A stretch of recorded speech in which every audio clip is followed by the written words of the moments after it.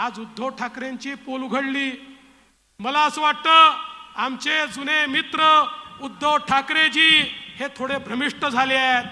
आज ते असं म्हणाले की देवेंद्र फडणवीसांनी मला सांगितलं होतं की आदित्य ठाकरेला मी मुख्यमंत्री करेन आणि मी दिल्लीमध्ये जाईन।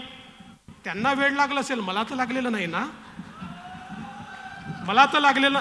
पण माझा सवाल आहे, कालपर्यंत यांना भ्रम होत होता की अमित शहांनी त्यांना कुठल्या तरी खोलीमध्ये नेऊन त्या ठिकाणी सांगितलं की तुम्हाला मुख्यमंत्री करतो, हा कालपर्यंतचा भ्रम होता।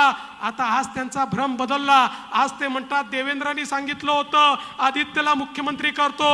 उद्धवजी पहिले हे ठरवा, अमित भाईंनी सांगितलं की देवेंद्रांनी सांगितलं? अमित भाईंनी सांगितलं तुम्हाला मुख्यमंत्री करतो की देवेंद्रांनी सांगितलं आदित्यला मुख्यमंत्री करतो?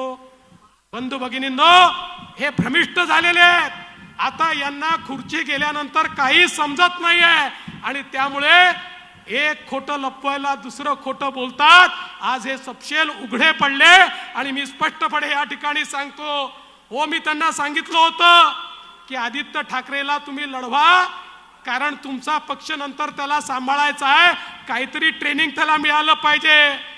पण त्या ठिकाणी मुख्यमंत्री तर सोडा, मंत्री बनवण्याचा देखील विचार नव्हता आणि त्यांनी जर त्याला मंत्री बनवलं नसतं तर त्यांच्या पक्षाची अशी हालत झाली नसती। पण यातनं एक गोष्ट निश्चित झाली, एक तर मी मुख्यमंत्री नाही तर माझा मुलगा मुख्यमंत्री, म्हणजे केवळ या ठिकाणी आपल्या परिवाराचाच विचार।